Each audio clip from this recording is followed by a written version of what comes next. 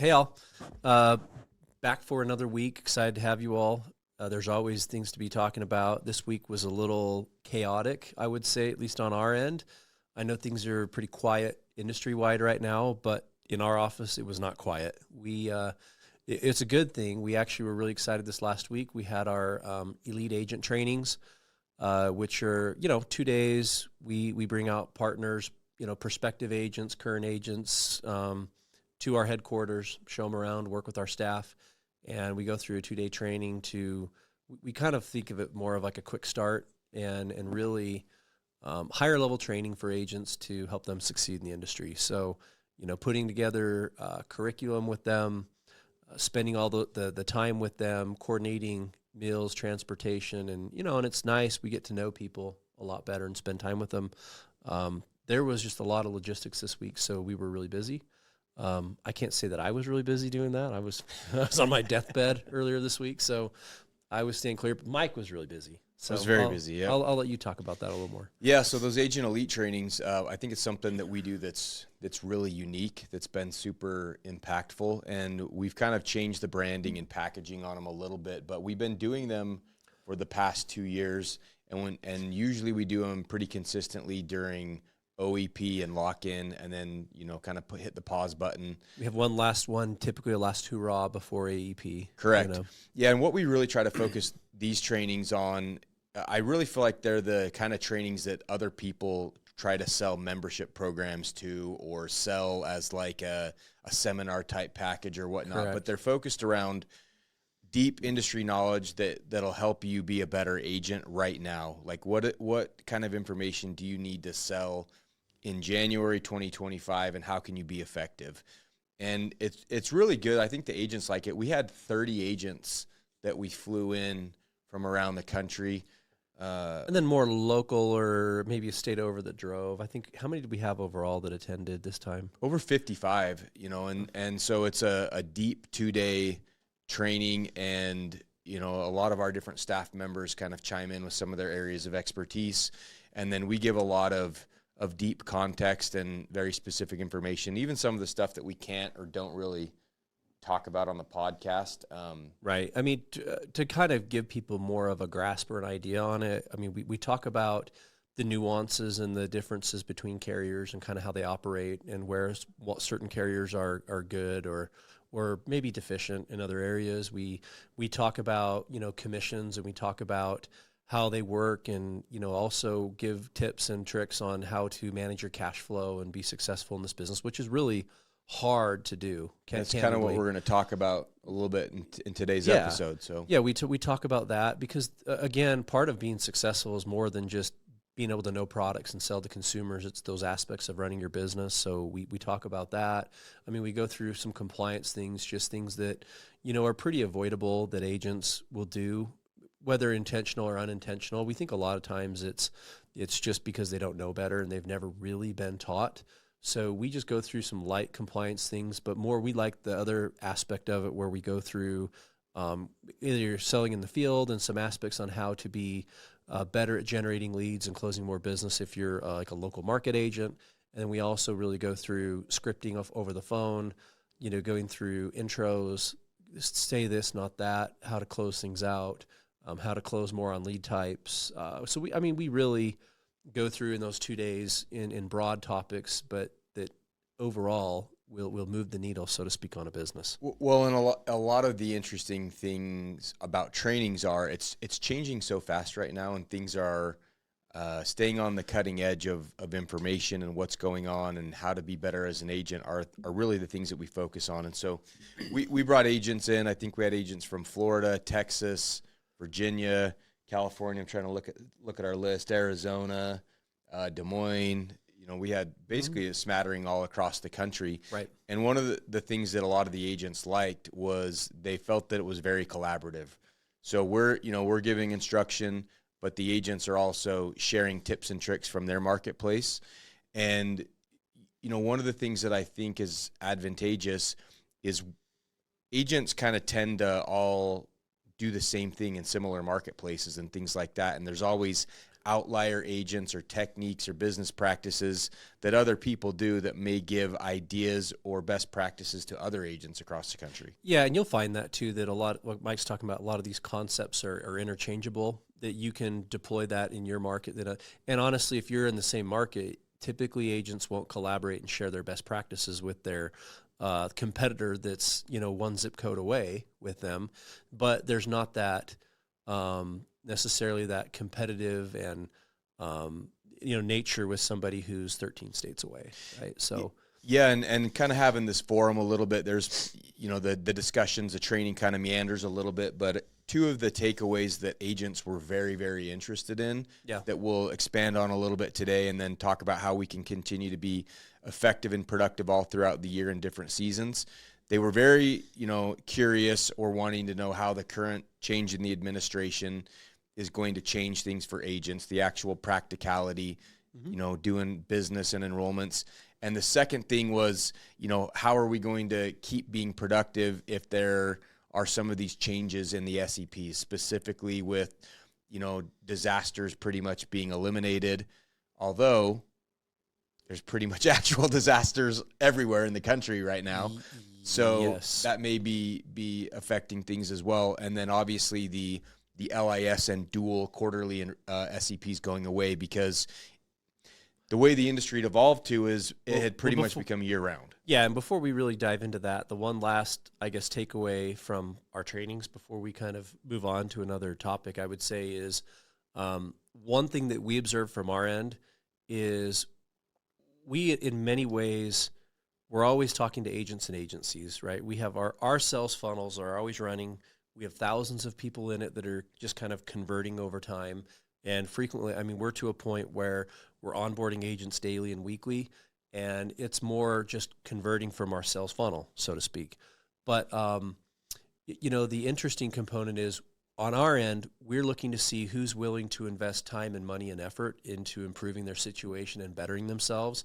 And we like to see agents who are saying, hey, I'm willing to go out of pocket for 2 days or whatever to travel, to go through a little bit of friction in my life. I'm willing to find a babysitter or XYZ, and I'm going to get on a plane and I'm going to go somewhere to better myself. Showing and exhibiting that willingness to do that, we, from our end, that's a big indicator as to, in many ways, who's going to be successful. When people don't have the life circumstances or the ability to exert that effort, we just go, the likelihood of them not being able to succeed in this industry if they're new is pretty slim. Yeah, and just to clarify, we actually paid for almost all of these agents to come out. We have a pretty low barrier of production where once they've done that, we'll actually pay for their flights, their hotels, put them up.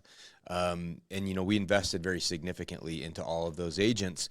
But what Dan's saying is a lot of those agents will pay their own way at first, and then we'll reimburse them later on. But even if it's paid for or not, what we found is a lot of agents aren't willing to disrupt their life. Like Dan said, find a babysitter, come out, spend some time, or even give up that production, essentially, because a lot of these agents that are coming out, they're investing in their education and training, and they're actually foregoing any enrollments or production that they would have for those 2 days. So it is a sacrifice. And like Dan said, it is a massive indicator of those who are willing to invest in their future success. Yep, absolutely. So yeah, and then, moving along, that is one of the things that, we have discussions off camera. We've been trying to pick people's brains so far about the incoming administration, right? And since November, things have felt slow. Obviously, CMS has kicked out some letters and communication and guidance and new policies, but,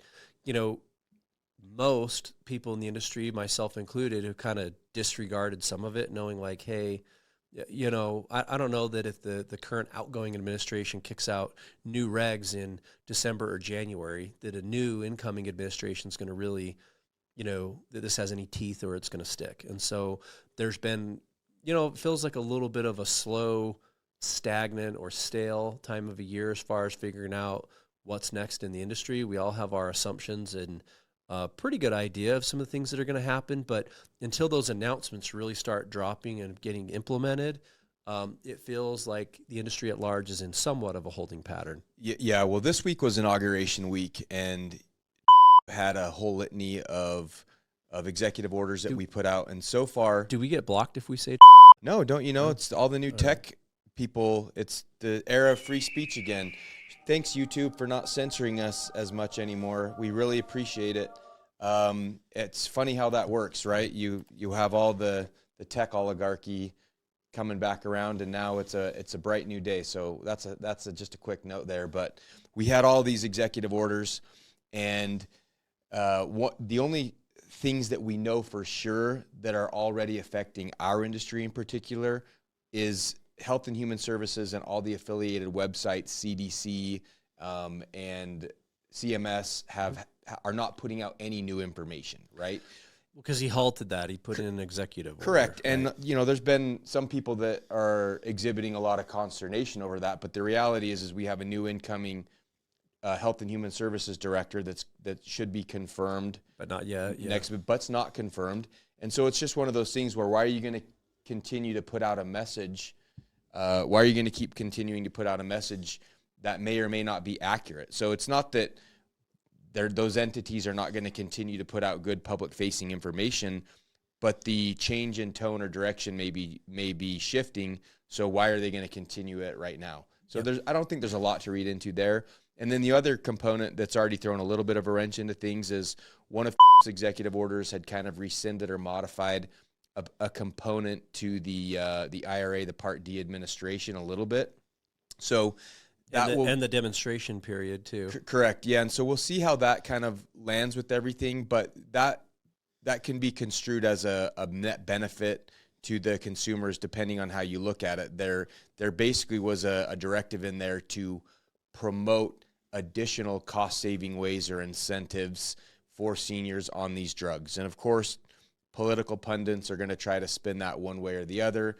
You try to spin it in favor of seniors and a positive for the new administration if you're, on that team, and you're trying to spin it for a negative and a detriment to seniors if you're on the other side. So nothing really big so far. So this first initial salvo of, executive orders hasn't really materialized into much, if anything, for our industry. Yeah, but I would also say that for all of you who are very apprised, who keep up on the news, who follow the industry and who follow politics and how it really directly impacts everything we're doing, I would say it's like the calm before the storm. So, over the coming weeks, I think we're going to start to get kind of a barrage of different policies, and we're going to start to get a better picture of the direction and where things are headed.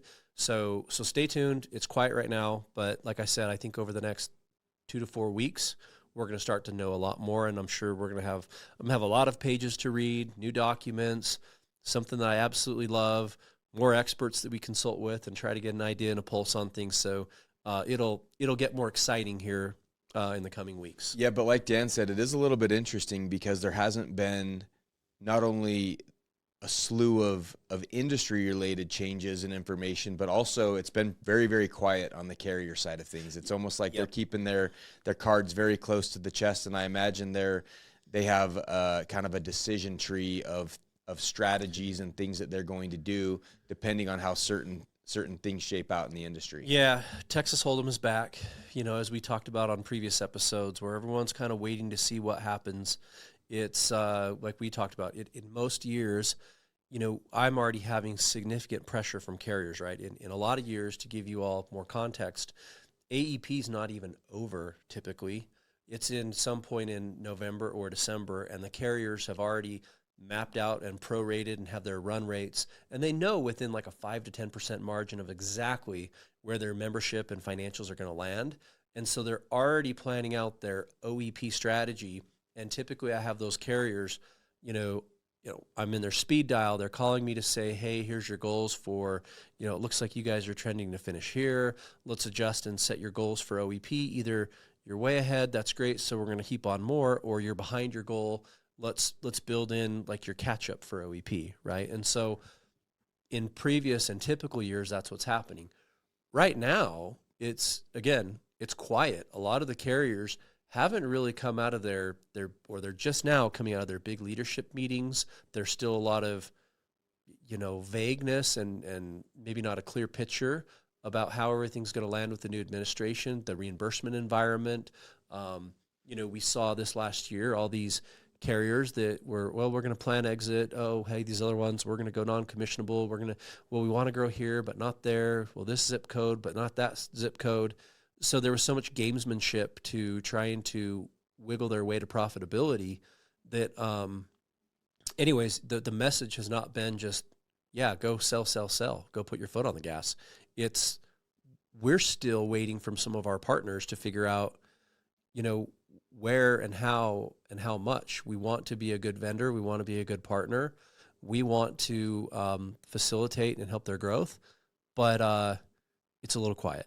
Yeah, well, there's a couple of, we do know some interesting, juicy tidbits of rumors of possible expansions and things like that we just can't talk about. And we do know how some of the carriers fared during OEP, but it's probably not appropriate to, during AEP, to talk about those until the carriers, kind of publicly release those numbers. But it's very interesting because a lot of these carriers, it feels like they're unsure themselves if they actually want to grow, because the funding environment and where some of these landscapes land, it's kind of, they're all trying to figure that out themselves. Do we want to grow? I'm sure we want to grow in some of these certain areas, but where are they? Do we want to really ramp up our enrollments during OEP? Do we want to keep things kind of, settled where we landed with annual enrollment? And I think it's a mixed bag per carrier. I think there's a couple, maybe we won't get into their specific dirty laundry all yet until it's kind of more public, but I think it's a mixed bag across the carriers. Yeah, let the carriers have their moment first before we kind of hash into it. But I would also say that this is the time of year where if you're a good, consistent, high-producing agent, a lot of times you're doing like roundtable meetings. I got an invite next week to United Healthcare's local market roundtable. A lot of this is kind of like the debrief, the post-mortem period, right? Where the carriers are in a local marketplace perspective, identifying, hey, who are our top 10, 20, 30 agents? Let's invite those partners to a meeting. Let's have a discussion about this last enrollment season, what went well, what didn't. We launched this new benefit. How did that perform? How was it received by your clients? Do you have any feedback yet? How did we fare versus other carriers? So a lot of the carriers are doing those types of meetings right now in the local marketplace. And to a broader perspective, they're also starting to do that with national partners where those discussions are beginning to occur. I think more than anything, they kind of, it's two things. Sometimes they're seeking real additional feedback and really truly want to know what worked and where to go next. Other times I think they're just doing it in some ways to almost like validate and be like, oh, we want to give you like a voice and feel like you're involved in the process. But it's not sometimes the feedback you're going to give. Thanks for your feedback. We're going to go in this other direction. Yeah. Well, we hear what you said, but that's not going to happen. Yeah. And so then kind of the state of the industry, just to maybe we'll brush on ACA real quick, as much as we don't know on the Medicare side, it's kind of been even more of a black box for a lot of information on the ACA side of things because reporting's been tough. Carriers are just now starting to know where things are landing from OEP, and so we're just starting to get initial numbers back. Right. So we definitely know that overall the enrollments on the ACA side of things were down, but I think there are some carriers that are going to come out of it very well financially, and there seems to be a little bit of consolidation or centralization on the ACA side, or at least there's less noise, there's less chaos than there was the year before.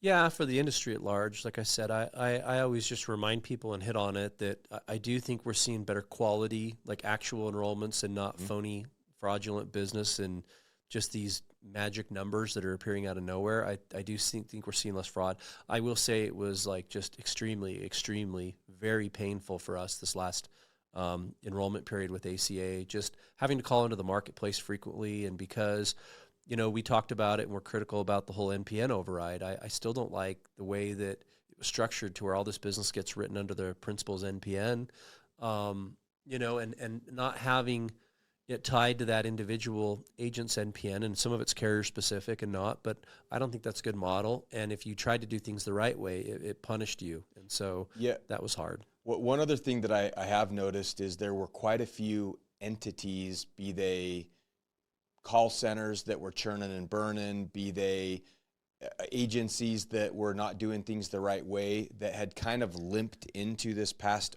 OEP, doing ACA the wrong way and being structured with business principles incorrectly.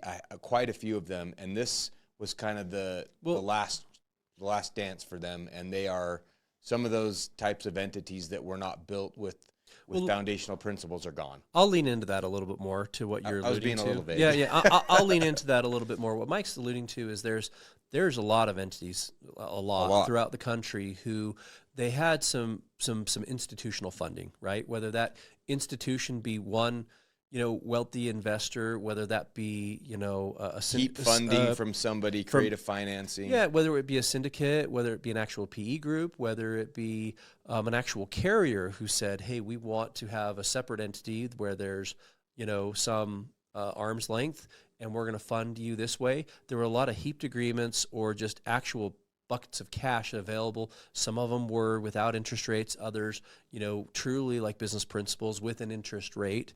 And so there were a lot of these big agencies who just said, hey, there's all this opportunity. These enrollment numbers are crazy. We're going to go after this, just enroll these massive numbers. And then by the time they were spending and deploying all these dollars and ramping up their businesses, whether it be through technology they're purchasing, lead vendors, employing staff, whatever, those economics didn't pencil out this last year with it. And a lot of people took a bath. And so I, for one, am perfectly okay with that, and I'm okay with a big chunk of those entities not being able to be solvent and not being able to continue. Yeah, an interesting, and we haven't really ever talked very much in detail about this, and some of our friends that listen to this podcast or business acquaintances, they're going to think we're talking about them, but it's many, many, many entities like this where, like Dan said, there were many of these groups that essentially thought they could buy their way into the ACA or healthcare space in general, and they could shortcut it, right? Well, and people have this philosophy too, because you learn it in finance school, which I didn't go to, by the way, but you grow your top line revenue and you grow your top line as quickly and fast as you can, and then you work on your efficiencies and building in your profitability. Yeah, and there have been a lot of Silicon Valley like models, like Dan's talking about. Exactly, here's a bunch of cash. Go fast, go hard, go buy a bunch of leads, go write a bunch of policies, right? And they've ran these same old thing that kind of happened in the Medicare call center early days. And LTV, we're going to get a CPA and acquisition cost of this. This is what our projected LTV is going to be, and we're going to go write a bajillion of these policies really quick. Or here's the thing though. Like if you're an investor too, a 15 or 20% return on your money sounds really good, right? Yeah. And then here I'm also forecasting I get this new member bonus or this quality bonus or these other things, and the financials are so tight, you're projecting a 15 to 25% return on money, which normally is good. But then when you have policies drop off, they don't stay as long, you suddenly don't get your quality bonus, you don't get your new member bonus. Suddenly those elements start dropping off, and your numbers, it's not like you were forecasting 200% profitability. When you had thinner margins and a couple of those elements just tweak or change, suddenly you're not only not making the money you thought, but you're in the red. Yeah, so we've seen a lot of these big institutions that are collapsing right now. And the message there is, especially in health insurance, the shortcut is always going to be the wrong way. It's going to be a long way. And a lot of these entities are trying to change their behaviors, change their retention, change their LTV, but it's almost too late for a lot of them, and I promise you it will always be a better business principle for you to grow it the stable, slow, predictable way. Dan always says to agents, this is the best get-rich-slow scheme there is, and Dan being into this 17, 18 years, it's true. That's the unsexy advice that we're always given to agents and agency owners, where we say, no, there's no shortcut to this. You've got to build the bones. You've got to build it brick by brick, and you've got to build it in a smart, sustainable way where we've been able to build on our own stable, predictable cash flow. Nobody wants to do that, right? They all want to go, I can take X amount of dollars. I can buy my way into this space. And I'm even seeing a lot of our contemporaries in the industry even trying to do this on the Medicare side of things right now, with LOA models and W-2s. And I've even had a couple friends reach out to me and they're like, hey, this is kind of this model that was pitched to me. And I'm like, no, it doesn't work. You know, Right. just run. Don't just not do it. Run away from that very quick. And, you know, though there's entities out there that are trying to beguile agents and agencies into this, follow my path. Let's run this model and we're going to all of a sudden be worth hundreds of millions of dollars in months to a year. Right. And I promise you, you're just going to end up in a world of hurt if you try to shortcut things like that.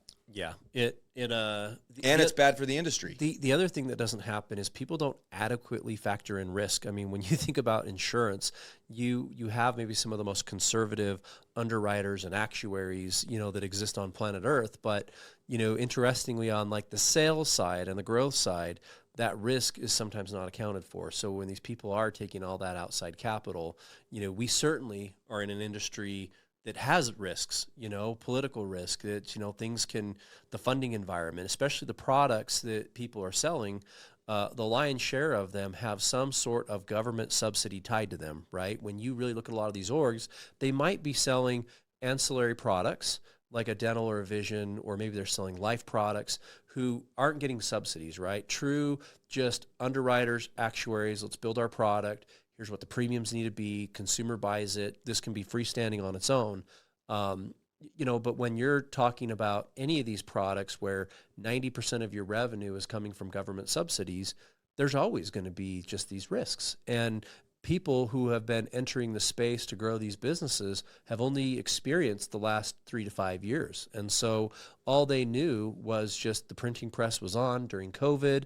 Money was cheap and free to borrow too, on like almost next to nothing on interest rates. So capital was cheap. And then you're also just looking at everything was up, right? If you're just looking at 2020 to 21 to 22, everything was just this to the moon. And so models were built on that because they looked at the last trajectory of the last 3 to 4 years. And you have to take that more of a 10, 15-year account and start looking at some of the big legislative pieces and other things that occurred along the way and account for that in your modeling, because there's those pitfalls. And so anyways, I think some people got caught up with that. Yeah, agents, entities, agencies, if it sounds too good to be true, it probably is, right? That's listen to the people who are telling you it's going to be hard, it's going to be long, it's going to take you longer than you thought, it's going to be harder than you thought, but it's going to be worth it in the long run. Those are the people who are trying to steer you in the right direction. And those are the partners that you should be looking for, because this industry is great. You know, this was a big theme that we talked about with our elite agent trainings, is build it the smart way, build it the sustainable way, reinvest into your business, treat your own revenue not just as your own personal income, but treat it as a business. Reinvest into your business, grow, make sure you have a plan and execute and be disciplined. Yep. Those are the unsexy things that people don't want to hear. Yeah, so let's expand on that and head more into what we want to talk about is, you know, how to grow and how people should be spending their time and how they should be productive and how they should be effective, because it is a new calendar year. And, you know, everybody is very motivated. They have their January goals, whether they're doing dry January, whether they're doing their fitness, resolutions. Yeah. Their resolutionists are all in full force right now. But I mean, not to mock, but I'm telling you, it's a good time to reflect and also look at this calendar year and what are you going to change, enhance, or do differently with your business. Just because the industry is a little bit stale and stagnant right now does not mean that you should be. At any given time, you know, I have more work than I can wrap my arms around, whether that be implementing new technologies, going through scripting, working on better compliance mechanisms, looking at our recruiting practices. You know, I always have a litany of tasks and things to do, and I just can't seem to get to them. So if you find yourself during this kind of slower period of the year, first of all, you're in sales, and it happens to be open enrollment period, OEP, if you're in Medicare sales, right? So number one, you should not be slow. And the one trend that I am seeing is it is just about this time of year. Did you notice it and feel it, that actually this week suddenly brokers just popped out of nowhere and your phone started ringing, your inbox and, you know, everything else. And I'm kind of going, it's January 20th or whatever. And you're kind of just waking up from your hibernation from the holidays and AEP ending. Huh, you took 6.5 weeks off? Wow. Well, this is how that works is field agents, all of you, they work really hard during annual enrollment, and then most of them think that they get a well-earned, which is true, a well-earned vacation from basically the 8th of December to some point in January. They want to start working, and it's not right, the first Monday after the New Year's holiday. It's, I'll give myself another buffer week. Well, and then what happens to all these brokers in January? What do they get? Right. They all get their commissions. Correct. Right. And then it's, well, I just got these big checks, so I don't need to work this week or next week, or I got to go on vacation. I got to go find how I'm going to spend this money. Or even call center agents or whatever else, because they got their big bonuses or payouts or whatever else. And there's just not correct. And then towards the end of January, it's like, I guess I should get back to doing something. Correct. So, as much as we have psychologically tried to identify this issue in the industry, it is still always a struggle for us. And we prep people, we guide, we coach, we tell them, hey, just be cautious of this time period. Don't waste that, because we really look at each day of a period as being valuable, each day in the calendar year, but especially when you have some limited period of time like an AEP or an OEP, you literally have to look at every sales day and make it count. And so when I'm telling people, hey, you got this OEP period that ends March 31st, you only have so many sales days to use that election code and actually go make money and help people. So if you are already missing like 2 or 3 weeks of January, you've effectively lost 25% of your actual sales season. So it's a really tough pill to swallow if you're a motivated person and you have these goals and objectives and you're setting these enrollment numbers, but yet you're trying to achieve that goal with only 75% of the time to do it. Well, and OEP is extremely important in Medicare, because for the past couple of years, ourselves and other entities have processed more enrollments during OEP than even during AEP, annual enrollment. Well, and think about this year. We had record 7 times more plan exits. Mm-hmm. All those people did not pick their plan. There's a lot of people now who throw away all the mail, who are going to go try to access care, who don't have a plan. They were dialed into the election and seeing what's going on. There's a lot of people that you can still use that election code to with, if they're SAR, you can still use that election code. You have OEP that's happening right now. And the other thing that we're probably going to talk about is there's somewhat of an impending cliff possibly with the Heidi-Fighties with the duals, that people are not going to be able to use that election code moving forward on April 1st. And I don't know that they have adequately factored that into their decision-making currently.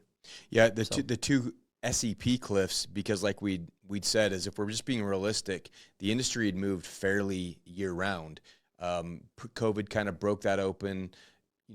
The genie was never put back in the bottle as far as enrollment periods, and there were DST or disaster codes and other SEPs and the quarterly LIS and duals that pretty much facilitated an almost unrestricted enrollment season all year long.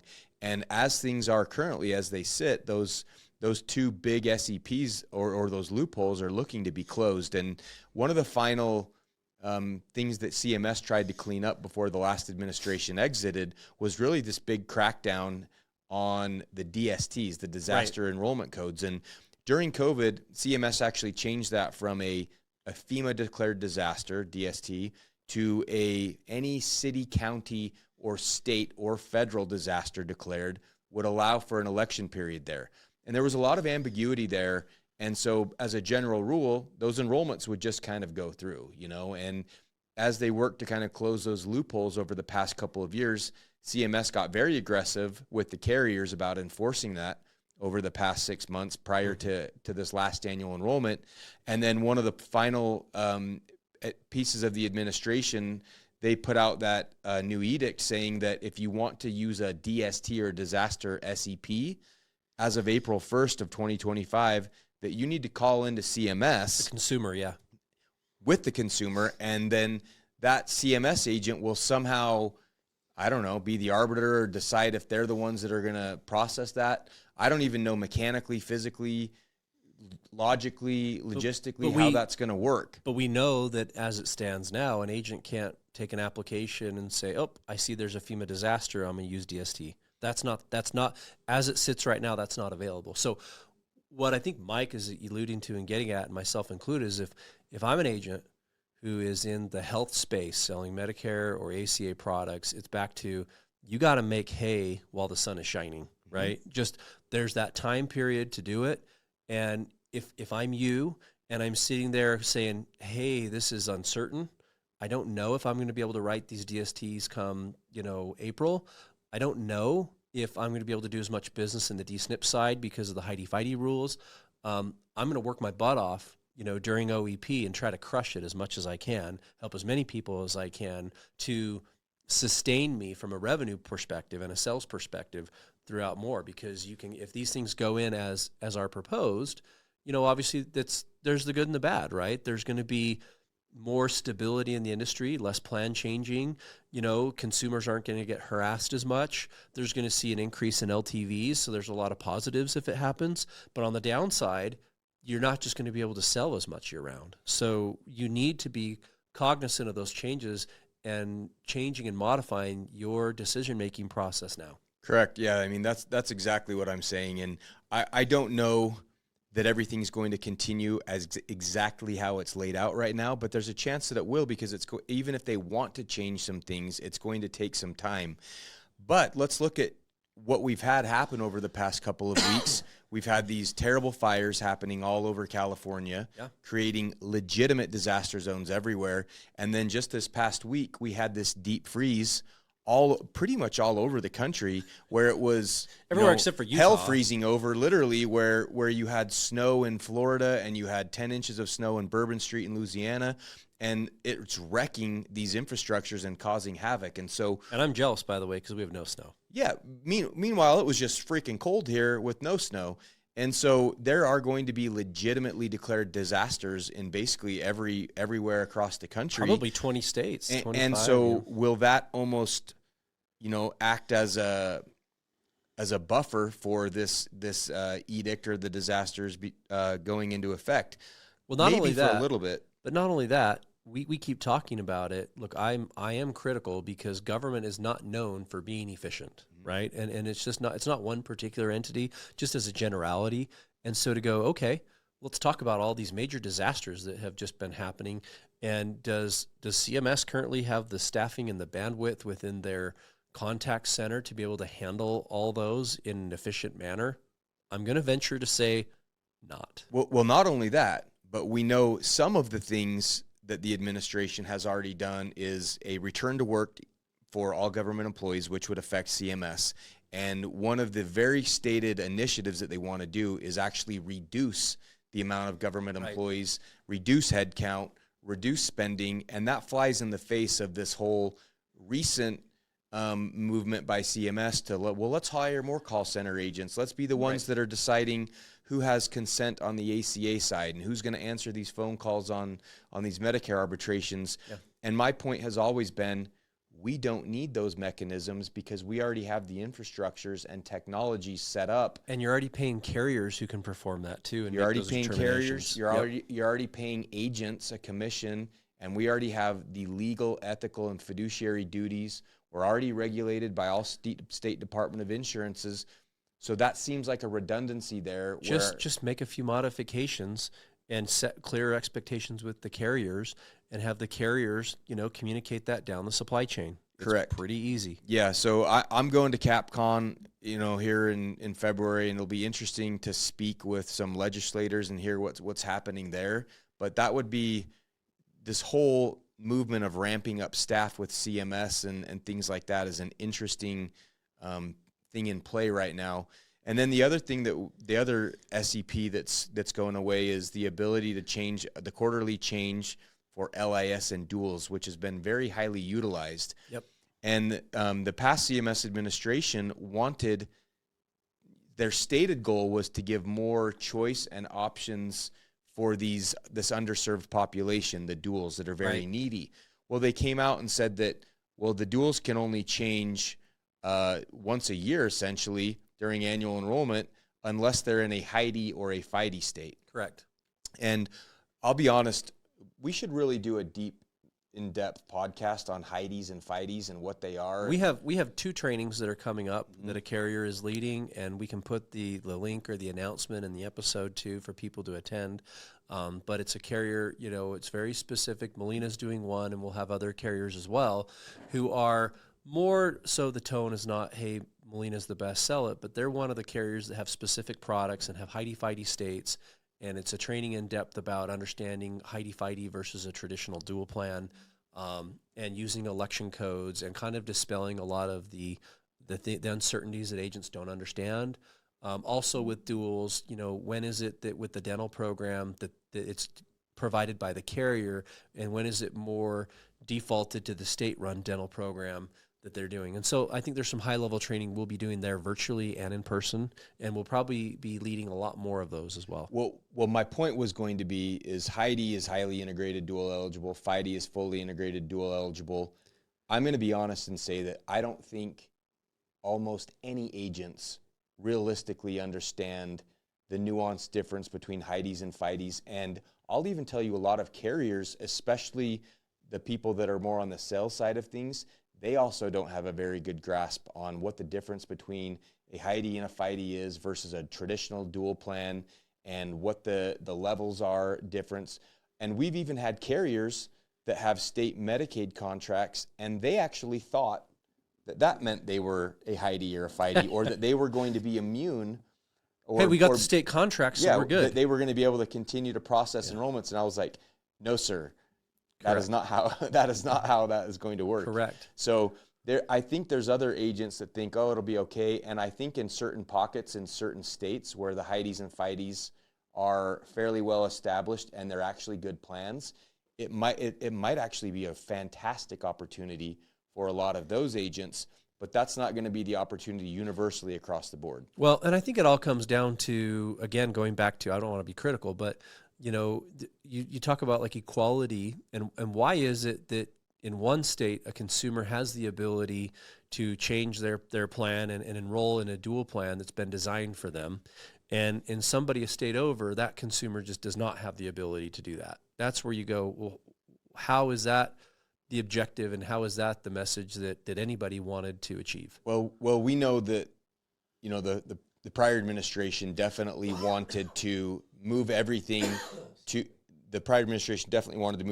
towards one of those contracts, managed care, sure. A Heidi or a Fighty. And I think that ultimately the way it landed was a way to leverage or kind of create a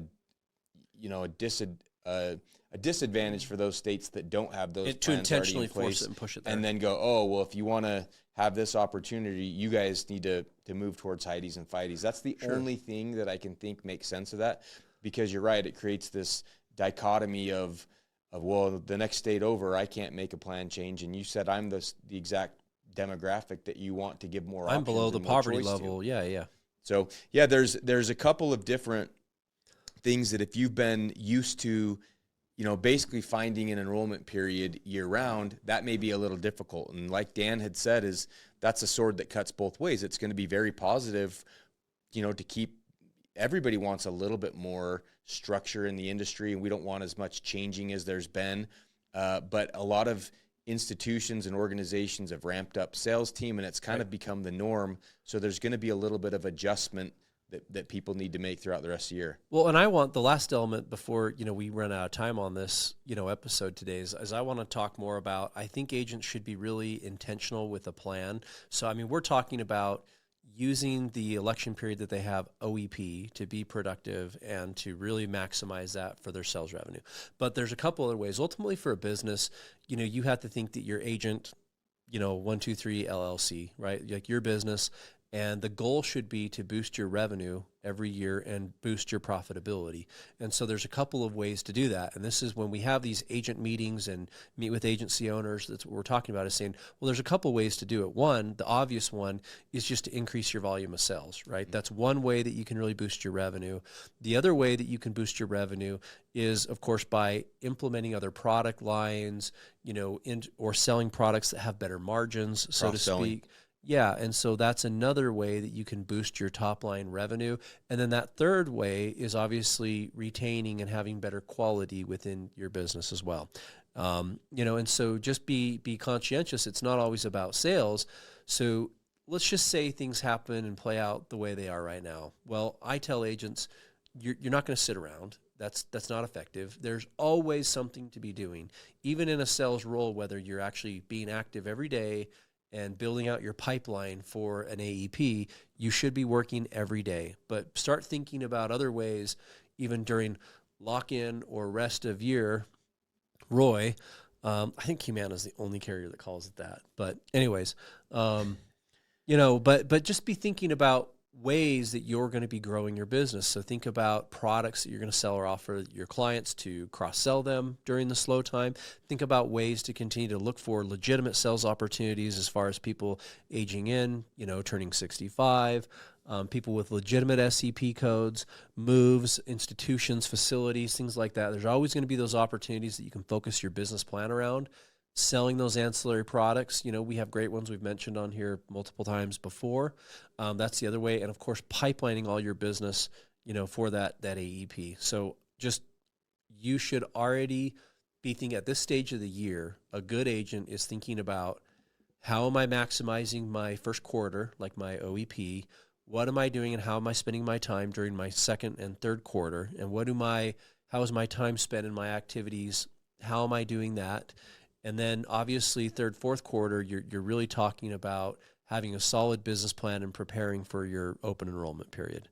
So that's just fundamentally, those are things that we are spending times and mapping out our time, our dollars, our efforts, and forecasting how we're going to continue to grow. Yeah, I think really good points. You should go back and listen to that again real slowly for very tactical information. But like Dan said, if I was an agent after April, so to say, I would focus very much on, again, trying to get turning 65s.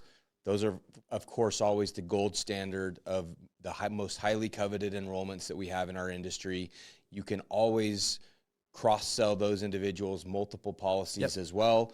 They will always pay you a full boat commission the year in advance, plus a true-up on that as well. So if you're going through the rest of the year, you're going to see prorated commissions anyway. That is a way to focus on offsetting those. I would also, like Dan said, focus on selling these dental, vision, hearing policies, plan enhancers.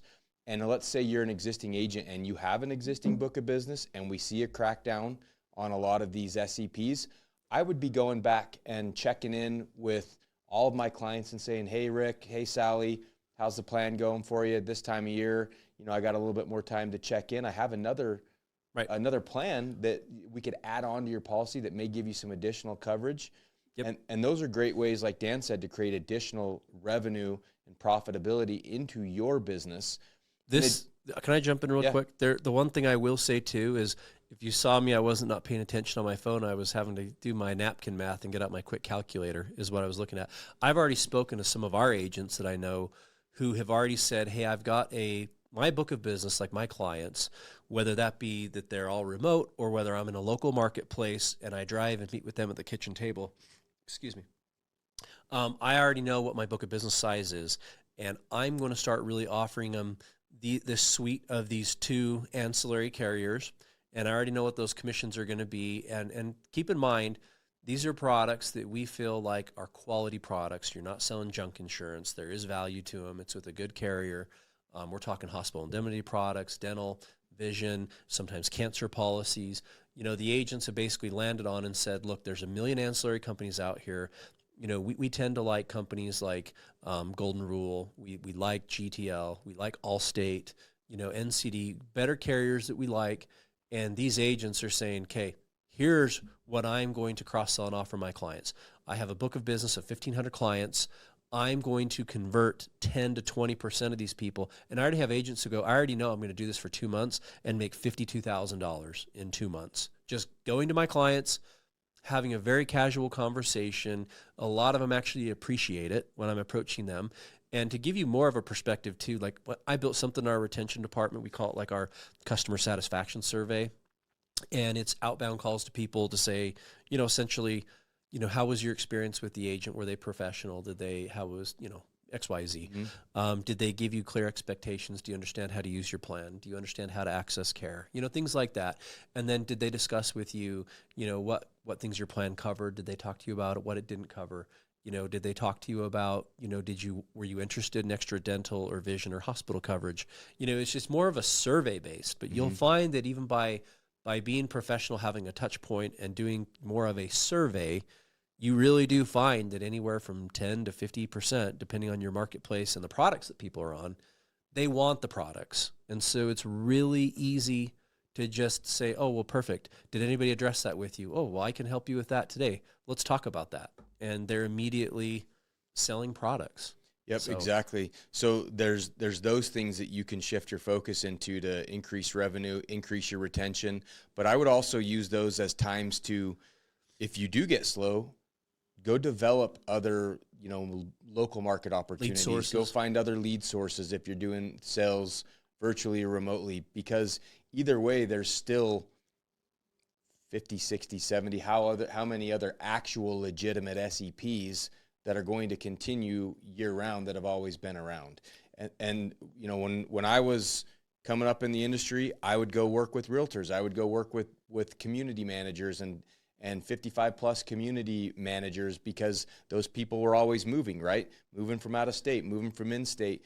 Maybe you're working with, you live in one of these states where people are actually moving to at a high rate. There's fantastic opportunities, and those people definitely need somebody's help there. And you can develop those type of opportunities virtually, remotely, or in person as well. So there's all sorts of things you could be doing to grow your business during these other times of the year. Right. And honestly, the other thing, when you're established, you don't really care if your commission comes in 2 weeks or if your commission comes in 4 months, right? Or 6 months. As long as you collect that revenue or book that revenue in your next 12-month cycle, that's all that really matters. So I'm talking about pipelining business too. And there were many, many months that when I was actually, in the field, in the trenches, you're working April, you're working June. I worked in the industry when things were really, there was a hard line on election codes, right? And so I would have all those summer months that I was still working just as hard as you were during OEP or AEP, or sometimes even more, because times were leaner and you're actually just putting in tons of hours, but minimal sales, right? Like maybe in a month during summer, I would have had 40 to 50 good prospects that normally I would have sold, but I only converted and made 7 or 8 sales because of election codes. But I'm pipelining all those people, 100% of them, and saying, hey, absolutely, I think this is a good plan for you. I think this is going to be a strategy. Let's wait to see what happens when with the new benefits next year. I'm going to follow up. You're on my short list of people. I'm going to follow up with you as soon as it's October 1st and I have new info. Is that okay? Sounds great. Thanks. And my pipeline would just be filled because I worked to fill it all throughout the year. And that's when AEP began. You had literally 150 solid prospects that we always say, just because it's a prospect doesn't mean it's a deal, but you'd have 150 prospects and you could convert 40 to 50 of those people pretty immediately within the first week or two of AEP, and it sets the tone for your entire AEP. So again, think of it that way, to where, you got to work year round. Just because you're not making the sale now or booking the revenue does not mean that you're not being effective. Yeah, my kind of final thoughts on that would be, you kept saying the P word that I beat agents over the head with consistently. Prospect. Well, pipeline. Because I'm shocked at how many agents don't understand a sales funnel. They don't understand working a pipeline of qualified people that, as they go throughout their prospecting efforts every day, they're not building a pipeline of future business. And if I go, the two things I see why agents fail, they just won't do the sales work to begin with. They don't want to, make any contacts or whatever. But the second reason is they're hand to mouth every single day of their career. They don't have a pipeline of people who are turning 65 in the future, who maybe need help during annual enrollment that you don't have an election period for right then, a spouse that may be aging in the future, right. Somebody who just didn't get back to you, they were out of town. And I'll go ask these agents, well, what's your pipeline like? Right. What do you mean? Like, you're doing all these efforts all day, every day. And when I've been an active salesperson, I would always have dozens, if not hundreds, of prospects that were future opportunities for me. And so that's another thing that you should be focusing on as you go throughout the year, especially when it gets slow, of building future revenue and future opportunity there. Don't just, ignore it. Yep, absolutely. So I think the theme, the message that I think we wanted to bring home today was, it's a weird time of year. Things are a little bit slow in the industry, but you're only going to be as slow as you make yourself, right? You can either be as busy or as slow as you want to be.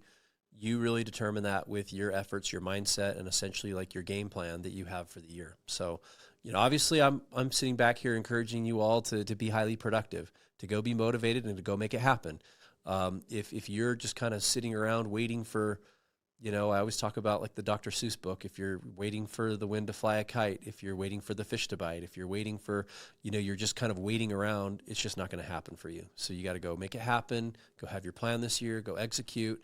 And honestly, like we always say, I think the future is really bright, and there's just going to be a lot of opportunity despite. Shout out to Patrick Bet-David. Yeah, what did he say? That's his tagline, the future is bright. Oh, well, hey, yeah, shout out then. PBD. Yeah.